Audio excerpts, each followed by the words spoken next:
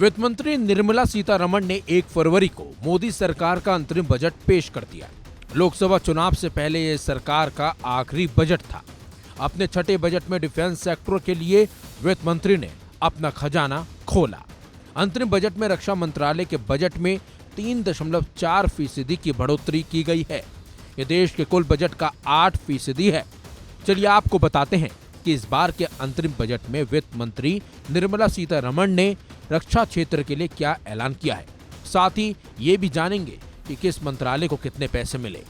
अंतरिम बजट में मोदी सरकार ने सबसे ज्यादा आवंटन रक्षा मंत्रालय को ही किया है, जो कि करीब 6.1 लाख करोड़ है। बजट के बाद रक्षा मंत्री राजनाथ सिंह ने खुशी जाहिर करते हुए कहा कि अंतरिम बजट बहुत उत्साहवर्धक है।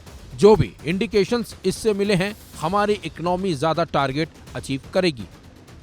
वर्धक है और आगे के लिए भी और अधिक आशाएं बढ़ती हैं और भारत की इकोनॉमी की साइज जितनी इस समय है, इसमें पूरी तरह से मैं आश्वस्त हूं। इस इंटरिम बजट के कारण ही जो भी इंडिकेशंस इस बजट से मिले हैं कि हमारी इकोनॉमी जो आज दुनिया की टाइप 5 कंट्रीज में है, उसकी साइज बढ़कर 2027 तक मोर देन $5 ट्रिलियन जाएगी और 2030 आते आते मोर देन $7 ट्रिलियन तक पहुंचेगी। 2047 का जो एक रोड मैप दिया है प्रधानमंत्री, या उस रोड मैप, उस टारगेट को हम अचीव करेंगे। हम लोग पूरी तरह से कॉन्फिडेंट हैं।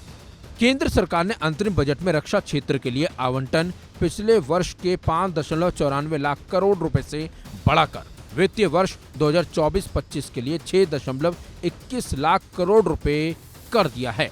ये वृद्धि पिछले साल से 4.5% से ज्यादा है। रक्षा बलों को पूंजीगत बजट के तहत आधुनिकीकरण के लिए 10,000 करोड़ रुपए ज्यादा मिलते हैं।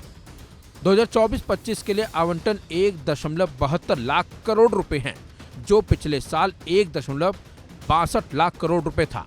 वित्त मंत्री निर्मला सीतारमण ने डिफेंस पर कहा कि हम नई डीप टेक टेक्नोलॉजी लेकर आएंगे, आत्मनिर्भरता को आगे बढ़ाएंगे। सवाल यह है कि डीप टेक टेक्नोलॉजी क्या है।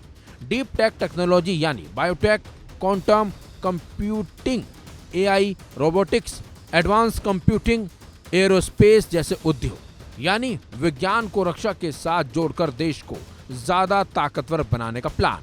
अब सवाल उठता है कि आखिरी रक्षा मंत्रालय का जो बजट आवंटित हुआ है, इतना पैसा आके लगाया कहां जाएगा। भारत के पास कुल 2210 एयरक्राफ्ट हैं, 4614 टैंक्स और नौसेना के पास 295 जहाजों की फ्लीट। इस बार का फोकस डिजिटल, आधुनिक और स्वदेशीकरण पर है।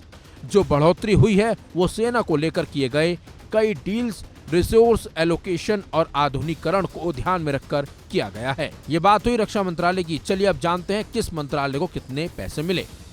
रक्षा मंत्रालय को 6.1 लाख करोड़ रुपए, सड़क परिवहन और राजमार्ग मंत्रालय को 2.78 लाख करोड़ रुपए, रेल मंत्रालय को 2.55 लाख करोड़ रुपए, उपभोक्ता मामले, खाद्य और सार्वजनिक वितरण मंत्रालय को 2.13 लाख करोड़ रुपए, गृह मंत्रालय को 2.3 लाख करोड़ रुपए, ग्रामीण विकास मंत्रालय को 1.77 लाख करोड़ रुपए, वहीं रसायन और उर्वरक मंत्रालय को 1.68 लाख करोड़ रुपए, संचार मंत्रालय को 1.37 लाख करोड़ रुपए, वहीं कृषि एवं किसान कल्याण मंत्रालय को 1.27 लाख करोड़ रुपए मिले हैं।